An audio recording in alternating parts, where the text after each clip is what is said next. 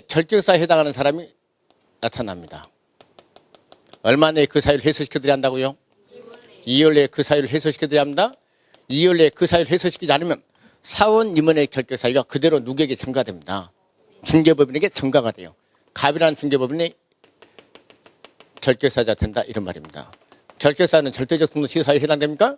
그럼 무조건 등록이 취소돼요. 이게 바로 12번째 결격사유입니다. 이게 12번째 결격사유.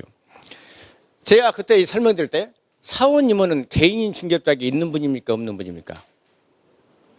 사원 임원은 개인인 중개업자에게는 있습니까? 없습니까?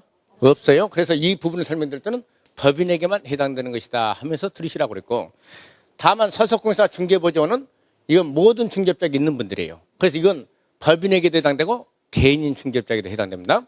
이 서석공사 중개보조원 중에서 결격사유가 나타나면 얼마 내에 그 사유를 해소시켜드리라고요? 2월 내에 그 사유를 해소시켜드리라고 그랬죠? 그런데 2월 내에 그 사유를 해소시키지 않으면 조금 전에 사원임원의 결격사유는 그대로 중개보원에 전가가 됩니다만은 서석공사 중개보조원의 결격사유는 중개업자에게 전가가 됩니까? 안 됩니까? 전가가 되지 않아요. 전가 안 된다는 말은 결국은 중개업자는 결격사유가 된다는 이야기입니까? 안 된다는 이야기입니까? 중개업자는 결격사유가 되는 것이 아니다. 그러나 결격사유는 아니기 때문에, 결격사유에 해당되는 것은 아니기 때문에 등록 취소는 됩니까? 안 됩니까? 등록 취소는 안 되겠지만, 그러나 2개월 내에 그 사유를 해소시켜주지 않으면 일단은 제재는 받아야겠죠. 그 제재는 뭐라고 그랬던가요? 업무정지 처분사유다. 이렇게 공부했습니다. 업무정지. 그럼 이제 그 질문을 보면 파산 선고를 받았습니다. 사원이. 그럼 파산자는 결격사유에 해당됐다는 이야기예요? 얼마 내에 그 사유를 해소시켜드리라고요? 2월 내에 그 사유를 해소시키지 않으면 사원의 결격사유가 그대로 법인에게 전가가 된다 이런 말입니다. 법인 자체가 결격사유라며 등록 취소가 되고 만다 이런 말이에요. 그러면 그 질문 당연히 결격사유가 된다 이런 말 아니겠습니까? 3번 질문. 4번입니다. 집행유예란 말이 나왔네요. 여러분들 5번째 결격사유 봐보세요. 거기 교과서입니다. 이런 말이 나오죠.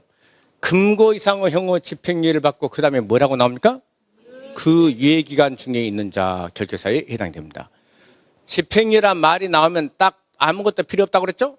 집행유예가 뭔지는 모르셔도 된다고 그랬어요? 다만 1년에서 5년 이내의 기간의 범위를 정해서 형의 집행유예 기한이 나와요. 나오면은 그 유예기한만 찾아내면 됩니다. 여기는 유예기한이 몇 년이에요? 유예기한이 몇 년이라고 안 나와 있네요? 그럼 당연히 유예기한만 경과되면 결격사유에서 벗어나는 것입니다. 금고행의 집행유예를 받고 그 유예기한 중에 있는 자 결격사유에 해당하게 됨. 그 다음 5번입니다. 징역청의 실형의 선고를 받고 그 집행이 종료된 날부터 3년이 경과되지 아니한 자 결격사유에 해당됩니까? 예. 금고 이상의 실형의 선고를 받고, 이 말씀 기억나세요? 금고 이상의 실형의 선고를 받고 그 집행이 종료된 날부터 몇 년간?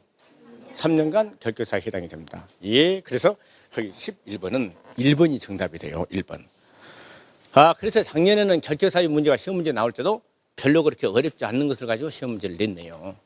원래 어렵게 문제 낼 때는 8번째 결격사유를 가지고 시험 문제를 냅니다. 8번째. 여하튼간에 이렇게 수월하게 나오면 좋은데, 이건 작년 시험 문제니까 우리하고 관계 있습니까? 없습니까? 이제 올해 어떻게 나오느냐, 그게 문제가 되겠죠. 이 정도 문제로만 나와주면 아주 고맙습니다. 감사할 일이죠. 12번 문제 한번 보십니다. 이건 교과서 141쪽이에요. 써놓으시기 바랍니다. 교과서 141쪽부터 나와 있는 내용인데, 인장 등록과 관련된 내용도 어렵지는 않는 내용입니다. 바로 확인해 보도록 합니다. 거기 1번이 벌써 정답이 나왔네요. 틀린 것. 자, 한번 잠깐 보십니다. 인장 등록 의무자는 누구였나요? 인장 등록 의무자 누굽니까? 공인중개사법 16조 1항에 이렇게 나왔어요. 누구 및 누구는 업무 개시 전에 등록관청에 인장을 등록해야 한다. 이렇게 나왔어요. 누구 및 누굽니까? 중개업자하고, 예, 소속공사죠. 중개업자하고 소속공사입니다. 소속공사가 인장 등록 의무자가 되고, 중개업자는 총에서 우리 법령상 중개업자는 몇 분이 계신가요? 3분이 계시죠? 법인 중개업자가 있고, 또요? 공인중개사 중개업자가 있고, 또 누가 있습니까? 예, 과거에 중개인이라고 불렸던 법부칙 6조 2항을 그냥 중개업자가 있게 됩니다. 이 두 분을 합쳐서 우리가 개인인 중개업자다 이렇게 부릅니다. 이 중에서 개인인 중개업자 소속공사는 등록관리인장이 똑같아요. 가족관계 등록부 또는 중립법상 성명이 기재되어 있는 인장으로서 가로 세로 각각 7mm 이상 30mm 이내의 인장을 등록하도록 되어 있고요. 법인 중개업자 경우는 두 개로 나뉘어지죠. 주된 사무소와 분사무소로 나눠집니다.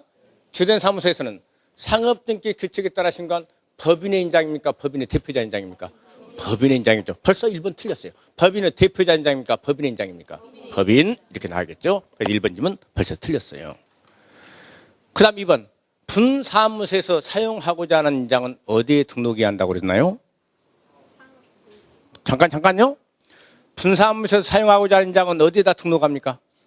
주된 사무소 등록관청에 등록하죠. 주된 사무소 등록관청에 등록하되 법인의 대표자가 보증하는 인장을 등록해야 합니까? 할 수 있습니까? 할 수 있다. 그럼 2번 질문은 맞았어요. 3번 중개업자가 등록하지 않은 인장을 중개행위에 사용한 경우 업무정지 처분 사유 맞습니까? 소속공사는요? 자격정지. 중개업자는 업무정지, 소속공사는 자격정지. 좋습니다. 4번 인장 등록은 중개사무소 개설노 신청과 같이 할 수 있다. 괜찮아요? 이건 제가 세 가지를 한꺼번에 말씀드렸어요. 인장 등록은 인장 등록 신고서에 따른다. 기억나신가요? 중개사무소 개설노 신청과 같이 인장 등록할 수 있다. 소속공사 중개보조원 고용신고와 같이 인장 등록할 수 있다. 괜찮습니까? 예, 그 세 가지 말이 같이 생각나 주시면 됩니다. 다만 법인 중개업자 인장 등록은 상업등기 규칙에 따라 인감등록 제출로 등록에 가름한다. 이 말 있다는 거 기억나신가요? 예, 이런 말도 있다 하는 것까지 확인해 주십니다. 12번은 그래 정답은 1번이 정답이 되는데 이런 문제 정도 나오면 해결하시겠나요? 예, 충분히 해결되는 내용입니다. 충분히. 13번 문제는 아직 이제 우리가 공부하지 않았는데요. 285쪽에 그 나와 있어요. 여기 한번 잠깐 봐보십니다. 여기서 한번 설명을 간단히 한번 드려볼게요. 13번 문제입니다. 우리 공인중개사법령에서 하여간 기왕에 한 것이니까 조금 시간이 좀 연장돼도 듣고 가시기 바랍니다. 공인중개사법령에서 행정처분을 받을 수 있는 대상자 몇 사람이었습니까? 세 사람이었습니까? 좋습니다. 누구입니까? 중개업자가 행정처분을 받을 수 있는 대상자인가요? 또요? 공인중개사 좋습니다. 또요?